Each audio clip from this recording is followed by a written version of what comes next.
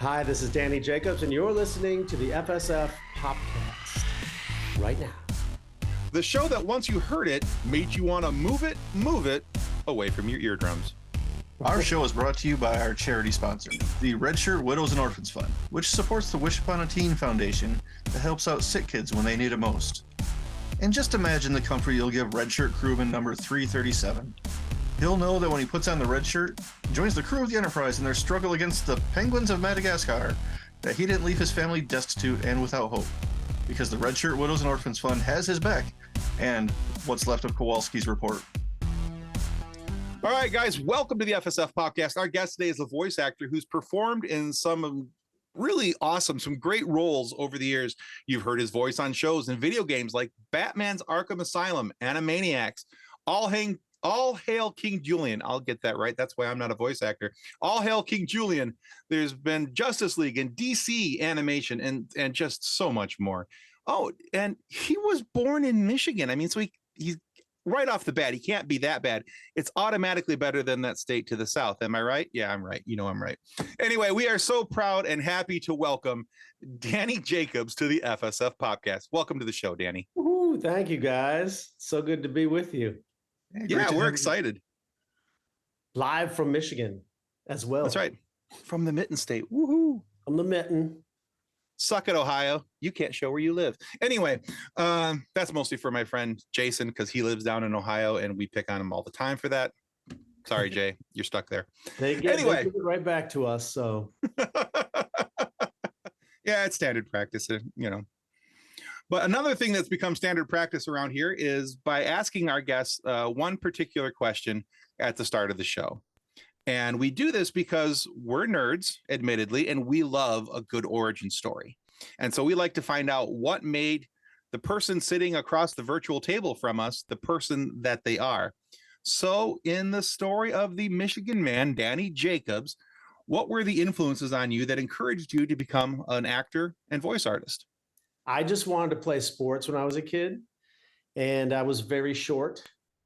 Well, relatively short. When I was a freshman in high school, I think I was 5'2". So it wasn't in the cards for me to make the basketball team. That's what I wanted to do, be an NBA player. And then because I had all that extra free time of not playing sports, I was able to do the school play. And we used to do a musical once a year, and a couple of friends dragged me and my brother into a rehearsal. And I remember thinking, wait, there's cute girls here. Okay, this could be something. And then, but we were too far behind learning the dances and stuff. So I didn't do it. It was West Side Story, but I went to see the play. And I just remember being blown away that people I knew were actually creating this drama and doing this amazing stuff. And I was like, I'm going to do it next year. So the next year we did Grease and I was in that. And then the next year we did The Wiz and I was the Scarecrow. That's kind of caught the bug of acting. Mm-hmm. And I like the applause and the attention and the sense of belonging that the theater kind of crowd at my high school, Bishop Gallagher High School in Harper Woods, Michigan. But I still didn't think I could really do it for a living because there was no one really to blaze a trail. There was no one in the arts in my family. So it was always like, you need to put money, you need to find a job that you can, put money on the table, raise a family and all that kind of stuff.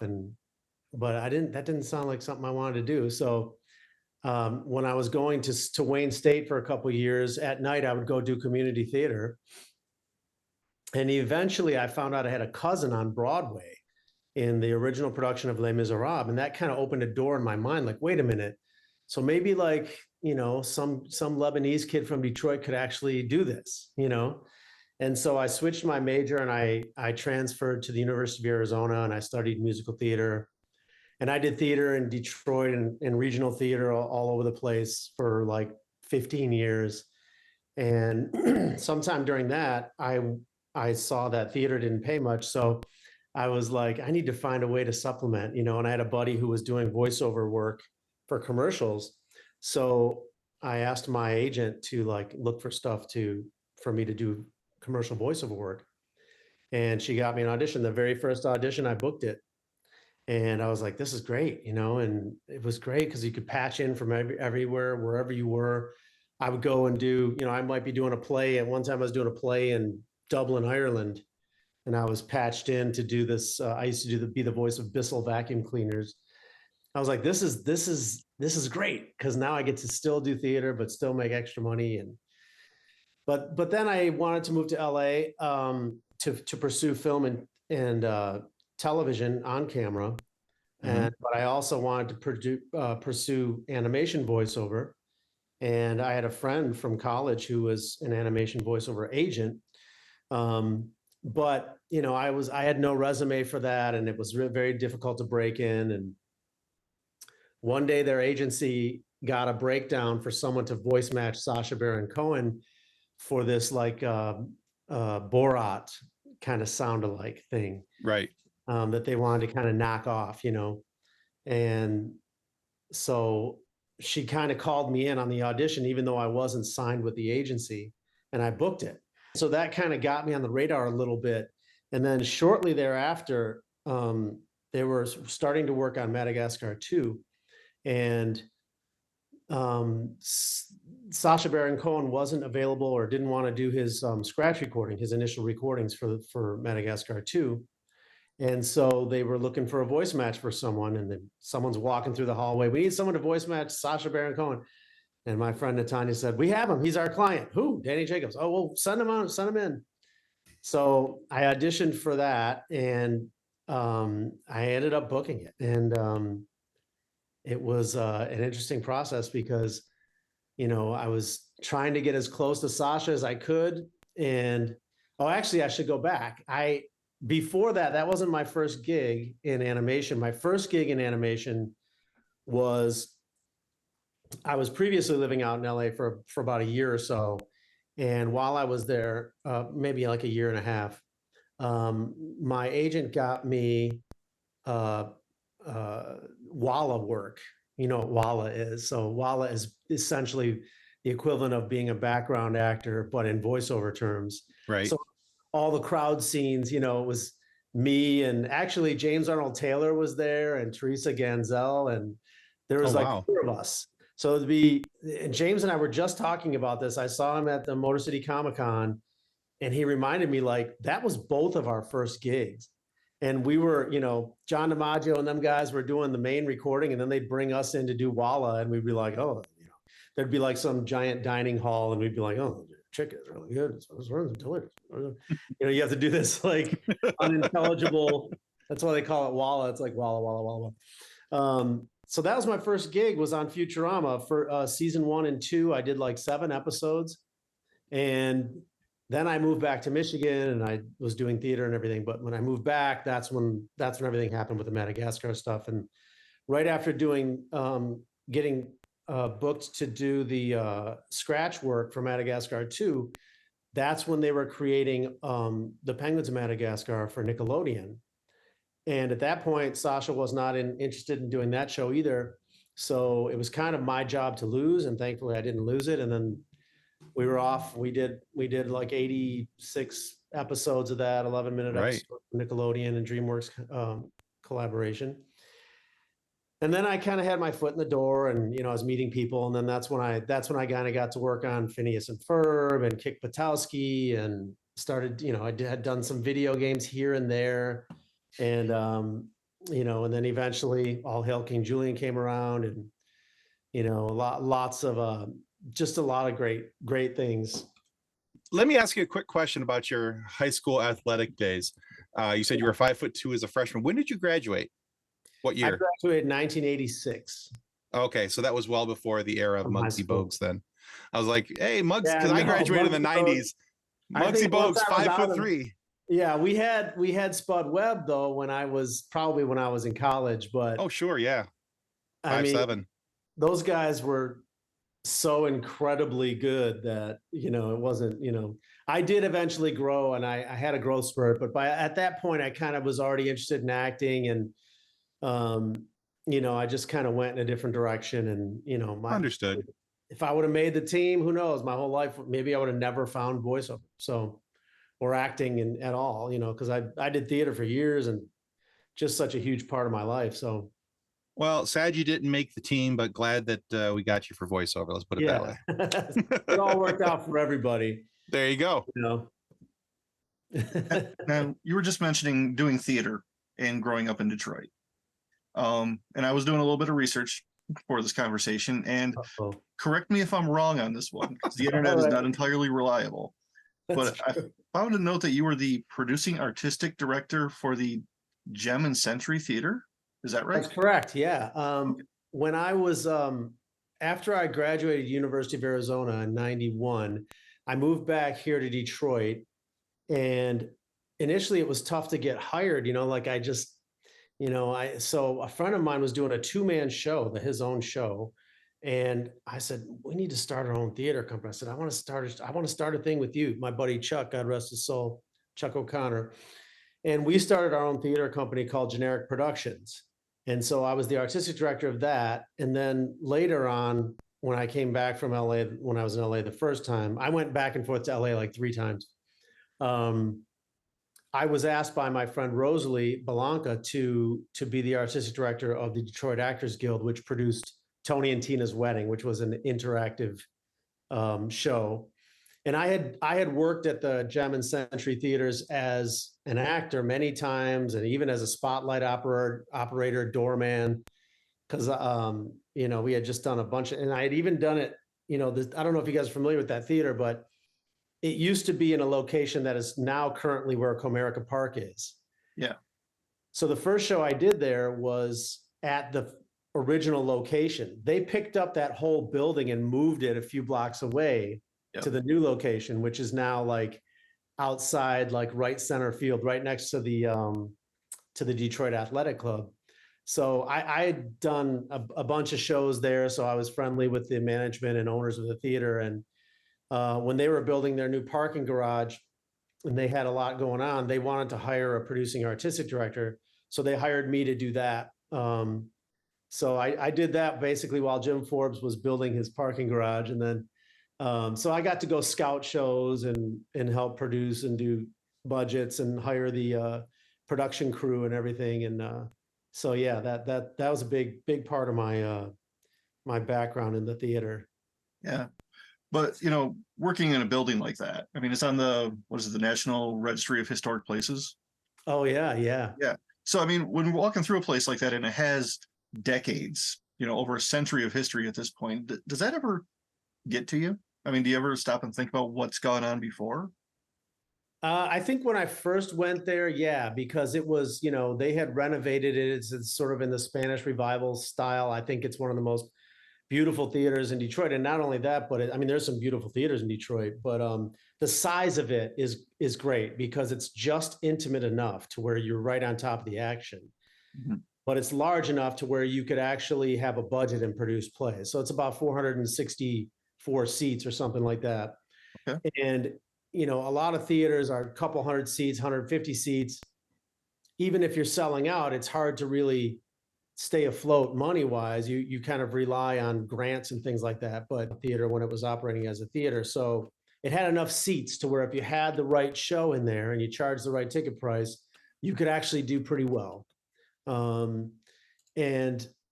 later on, I personally have so many memories there now and so many friendships that were forged there that a few years ago, I had a big landmark birthday and I chose to have my birthday party there.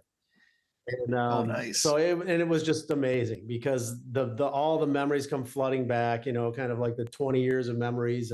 And it was phenomenal. And it was a kind of especially nostalgic because they don't produce theater there anymore. They do mostly events like weddings and things like that. So, but yeah. And one time I got to, when I was producing artistic director, I got to meet some cool people like Nora Jones and Anita Baker came in there to do a concert for a local politician. And I was a big fan of hers. So I got to meet her and kind of hang out with her a little bit. And yeah, I just love that building. I love the Forbes family. And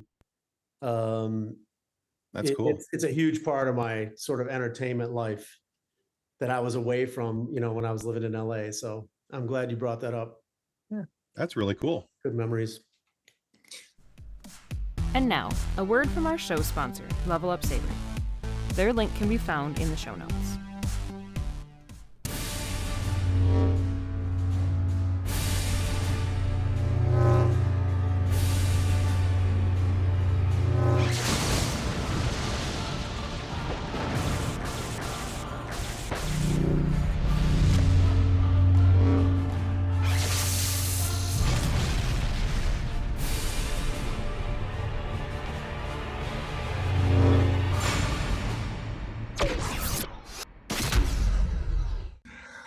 So it's talking about one thing that's happened in Detroit to something else that's happening in Detroit in just a few weeks. We'll all be at Monroe Pop Fest in Monroe, Michigan.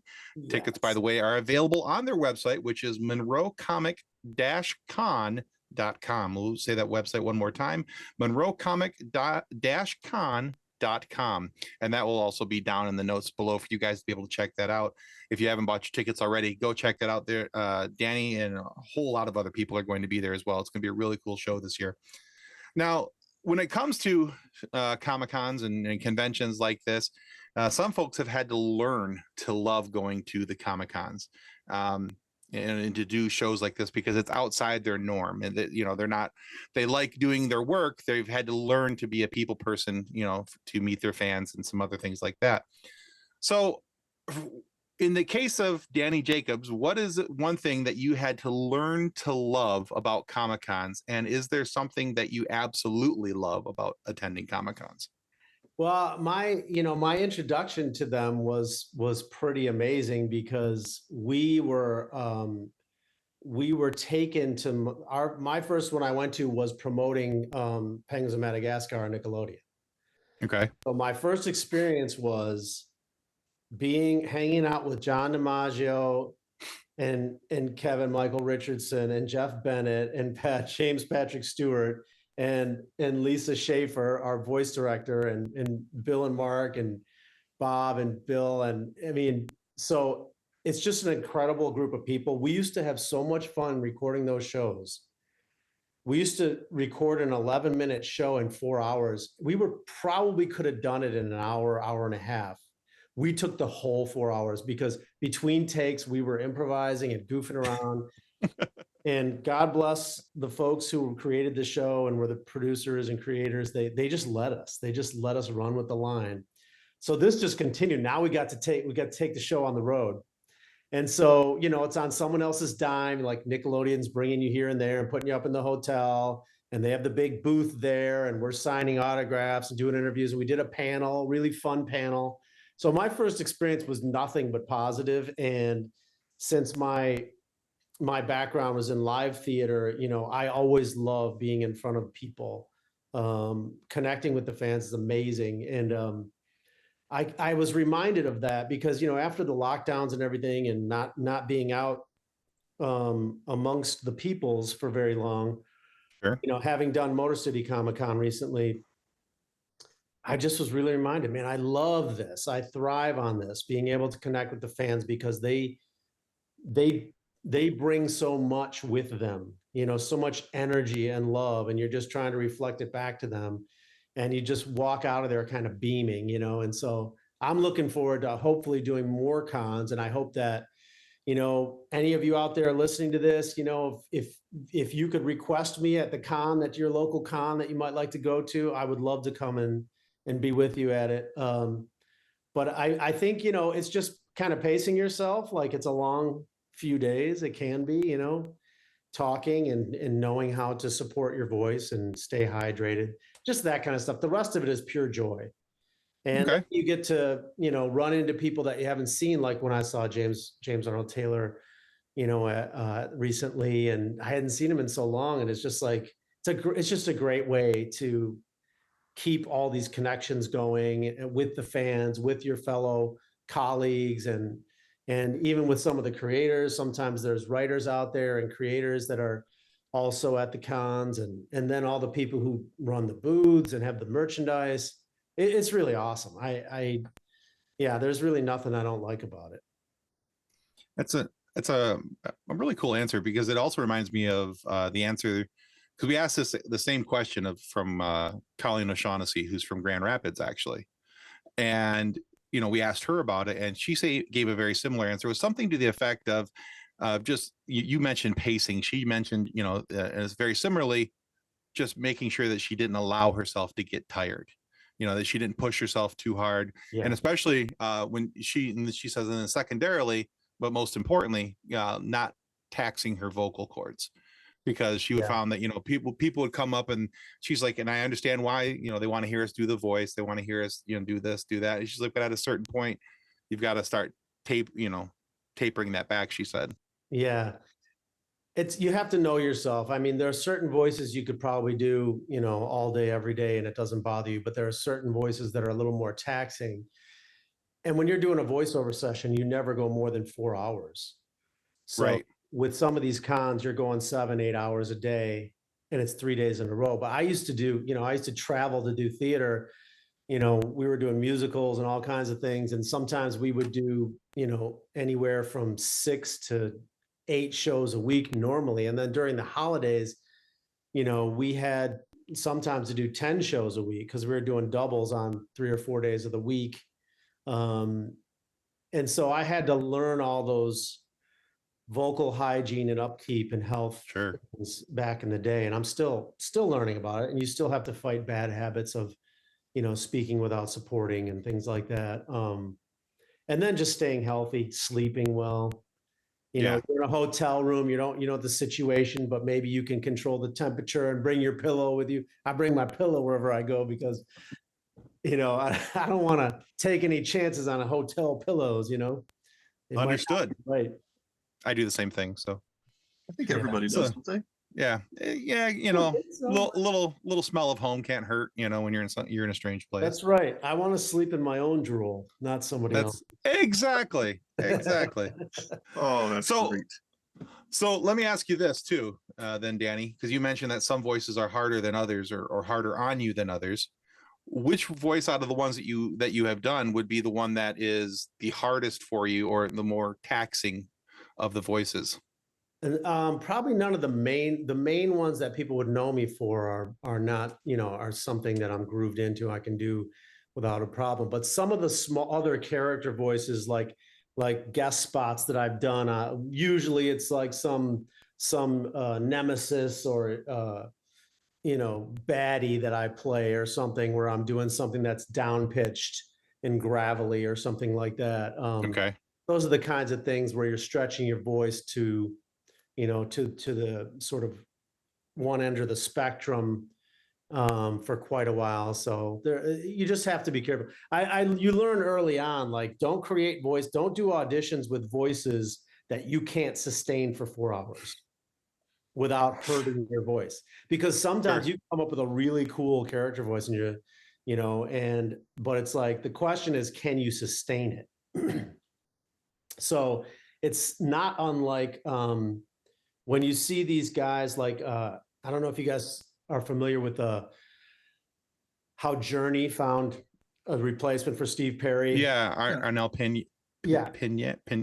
Anyway, that guy, the really good. So there's a cool documentary about how they kind of found him, and they were kind of training him up because he sounded great, but they're like, all right, this is a different level now. We're going on a world tour. So you got to deal with singing these very difficult to sing songs every other night in different cities, recirculated air on planes. You're in planes, trains, and automobiles, hotels, and all that stuff. And there's some really cool things that where Jonathan Cain, the keyboardist and songwriter, is coaching him up on. Here's what you do. You got to come up with some B choices. It's like, you're not gonna. So now I come to you with open arms. You're not gonna belt that out like 20 times a month and still be able to complete the tour. So they were just teaching him secondary ways to sing or to back off, to not push, to sing other alternate melody lines. And some of that applies with voiceover as well. You just have to, some things you can't fake, you just got to go all out. But right.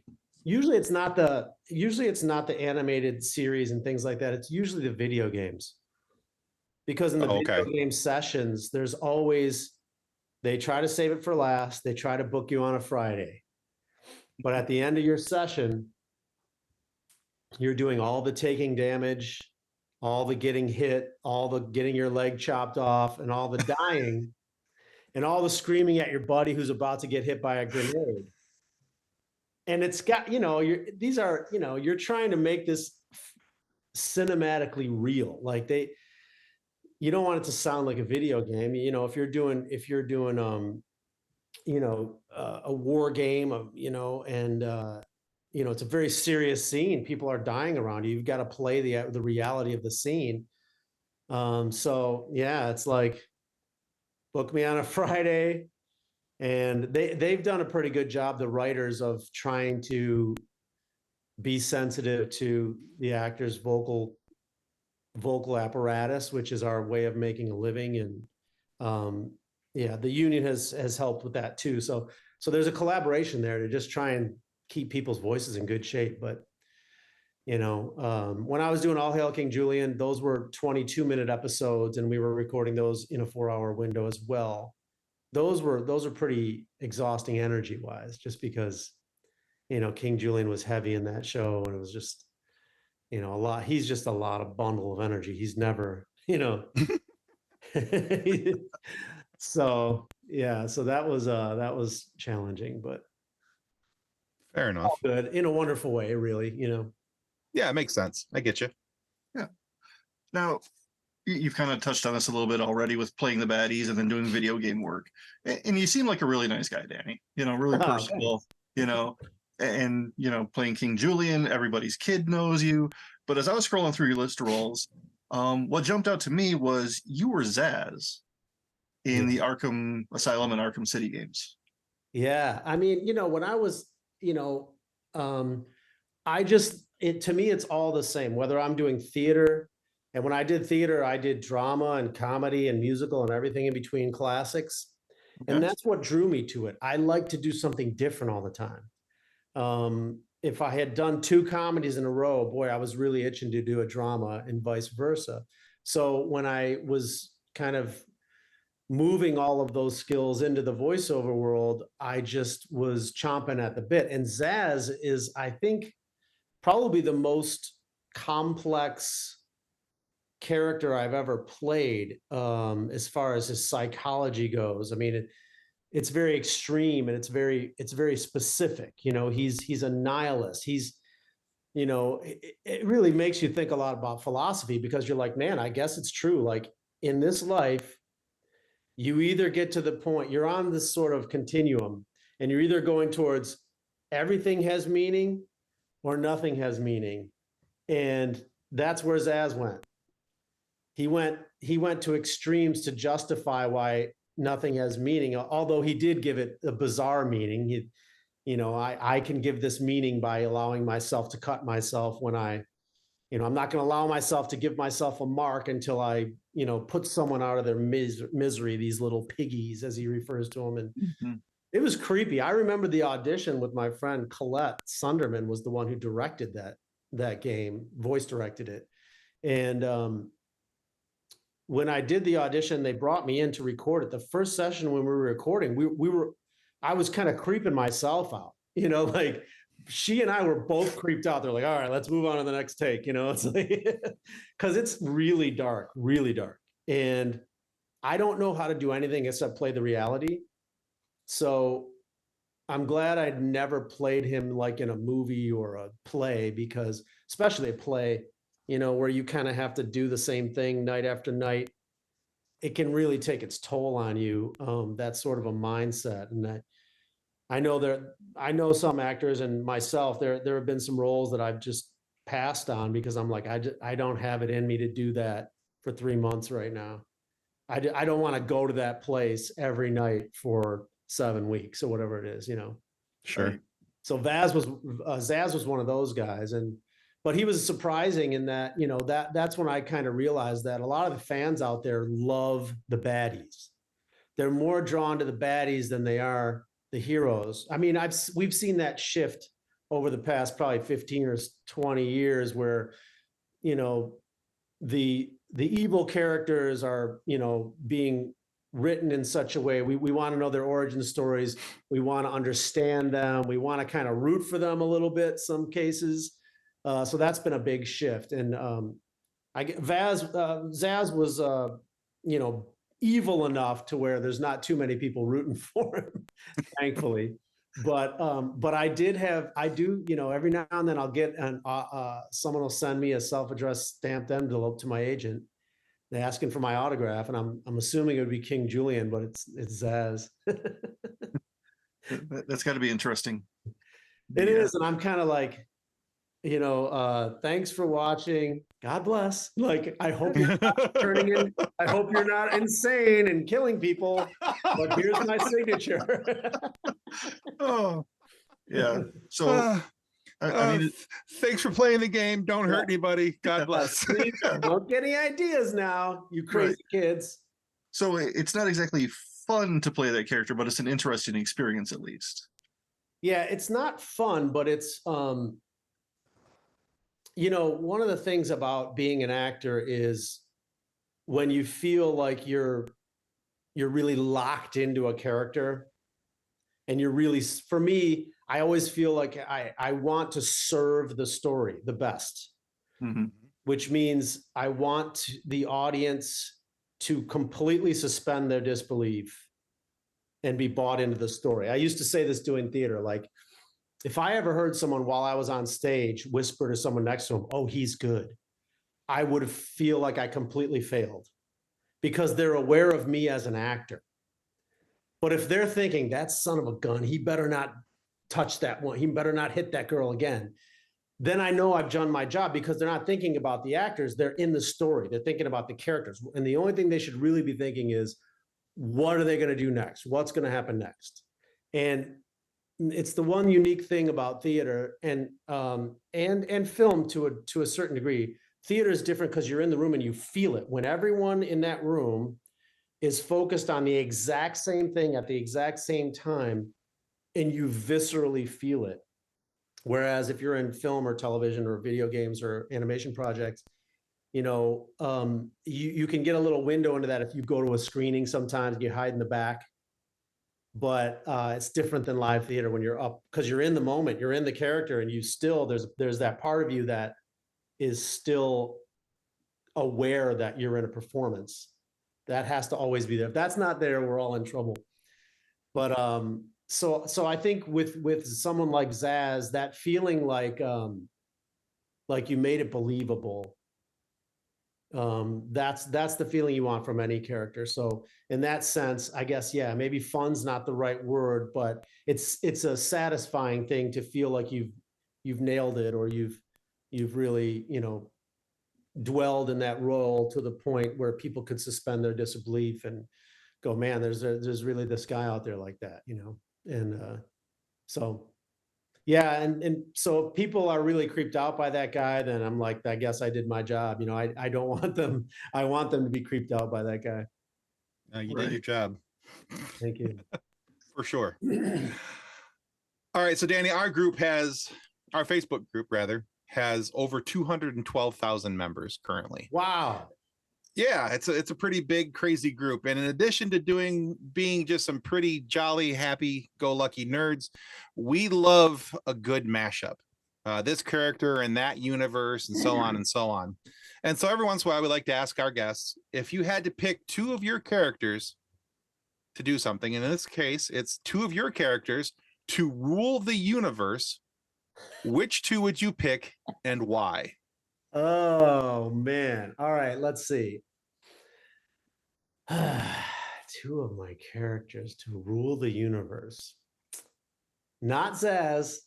Thank you. Thank you. The universe wouldn't last very long. And done. Nobody to rule. I would say, Pinky's dad from Pinky Malinky. Okay.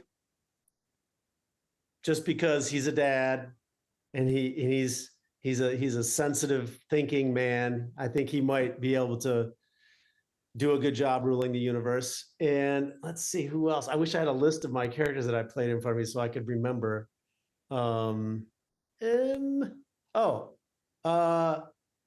Pym. Okay. Hank Pym from the Avengers game. Yeah. Yeah, because then you've got scientific knowledge. You've got someone to kind of rein you in when you're doing too much crazy scientific stuff. Yeah, those two together might be interesting. I would like to see how they work together in the Oval Office. All right. It would be a good ticket, actually. I don't know who would be the president, who would be the vice president if it were that sort of an arrangement, but it's funny to think of. I was just hoping that you weren't going to say King Julien and Zsasz. So, I mean, those are the first things that come to mind. I'm like, no, you said rule the universe. No. They can't even rule their own worlds. Right? They're kind of the same character when you think about it, just manifesting in a totally different way. They have the same crazy psychology. No. That actually scares the crap out of me. I know. I'm not okay now. Well, when I think of mashups, one of the things I would like to do, I actually tried to pitch. I was trying to pitch an idea. Like I wanted King Julien to do like a lifestyle show. Okay. Where he like renovates houses or something like that, or something weird, or a cooking show. Oh God. We get to see him in like ordinary life type of thing. That would be the convention. But I also think he would be cool as a lounge singer. I would like, in fact, I might do some stuff like that on Instagram or on social media. I might create some King Julien lounge classics because I like to sing and King Julien likes to sing. So yes, please. Yeah, I would totally follow that. Absolutely. Oh, abso-freaking-lutely. Yes. So, I mean, we all learn things as we go through life, and sometimes we have a degree of success with what we're doing. And we can see your 2 Emmy Awards on the shelf there behind you. Oh, those old things. Those things, yes. Those old things. So if you could go back in time and give young Danny Jacobs just one piece of advice to help him in his acting and voiceover career, what would you want him to know now? Dude, calm down. It's okay. Everything's going to be fine. You don't have to stress about everything. You need to calm down. You have a genetic disposition towards anxiety. Relax. Blow off some steam. Fantastic. Yeah, I think it's a good question. In a lot of ways, a lot of things. I was very fortunate to meet the right people who gave me the right kind of guidance. And some of that was being said to me along the way. I didn't understand it. They're like, you just can't. I mean, there's a two sides of a coin. When you care very deeply about what you do, some anxiety comes along with that.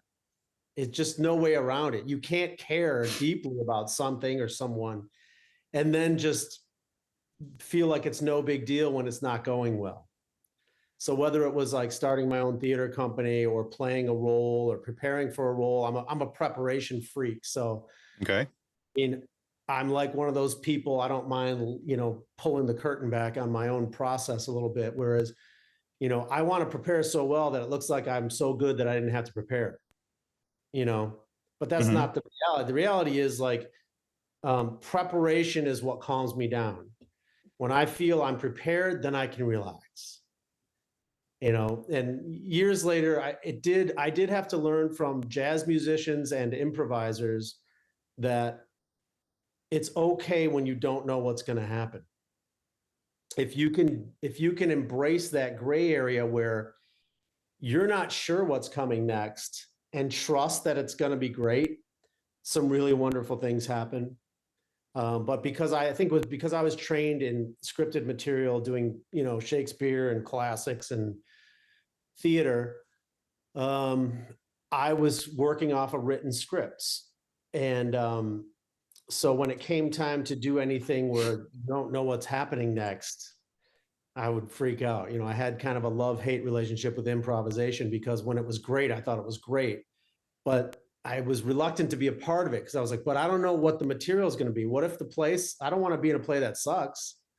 Right. So, but, and I had to kind of learn after a while that, improvisation is writing on your feet. But there's a lot of pressure to make it entertainment. but that's not the form that I really like. I like the original idea, kind of like the compass players and things like that, and where it's like you're writing on your feet, and it doesn't have to be funny. Like you're gonna figure out that part later. But when you start charging money and selling alcohol, you feel like everything has to be funny, and then the interesting ideas kind of a lot of times go out the window. But there's some excellent improvisers. I wasn't able to be one when I was younger because of all that stuff going on in my head. But because I was exposed to it and I was able to do some of it, doing things like King Julien, I'm asked to improvise all the time. I would call it more of an ad lib situation where I like improvising from a character. I feel like if I know the character so well, I know what he'll say next. If A, B, or C happens, something's just going to come out of my mouth that, and the writers are like, yeah, that's him, that's Julien.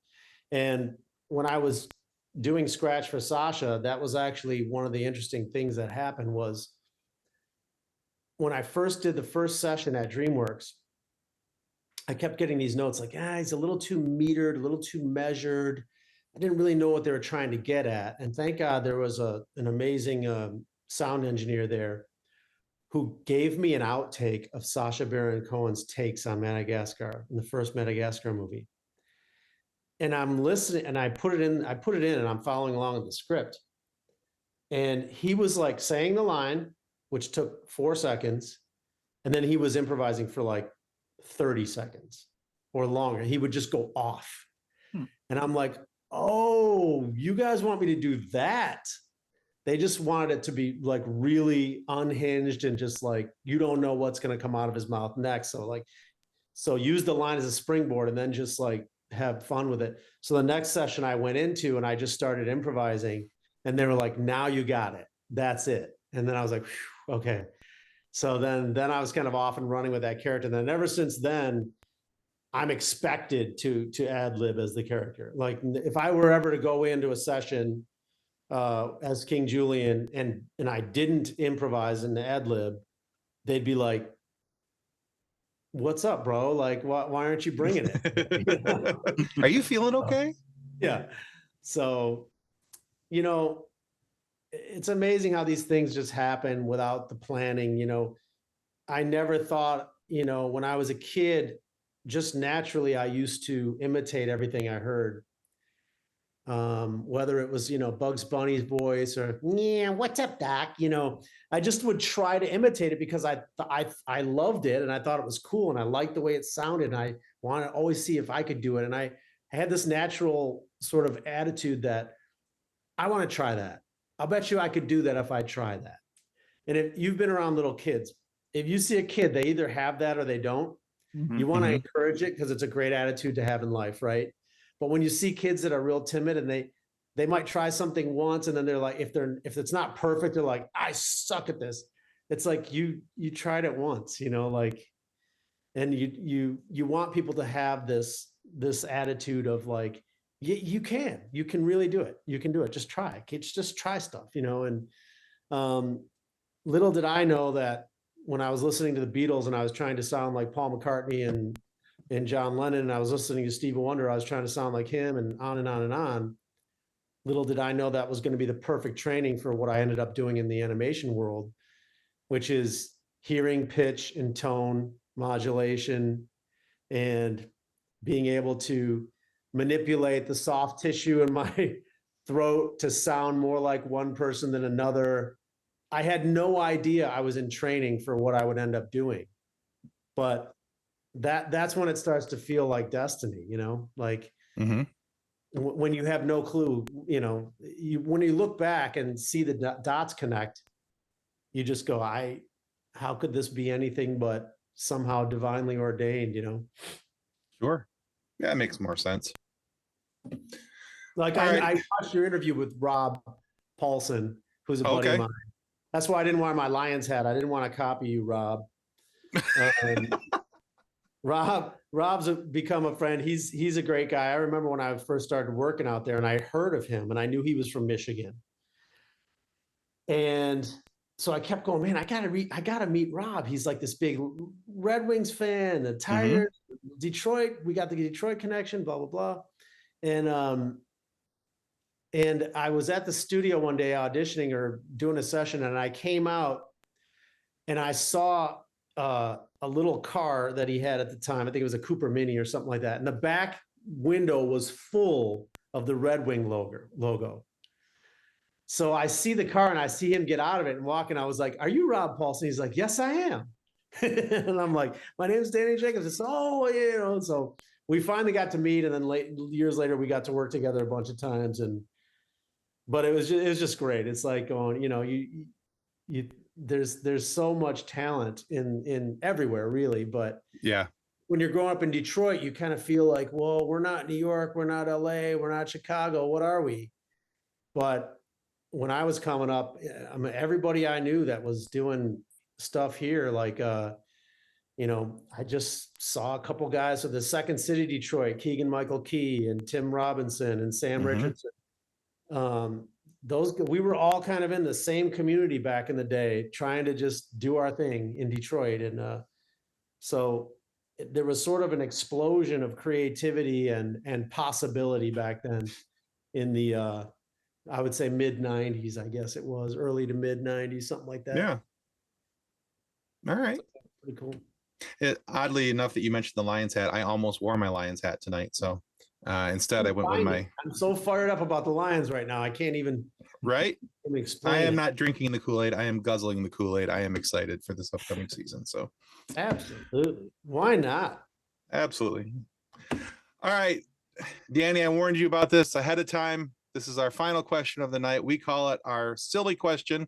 Now, on our show, we talk a lot about food with various guests here and there, especially with some of our more Canadian friends, because I like to talk about poutine whenever I can.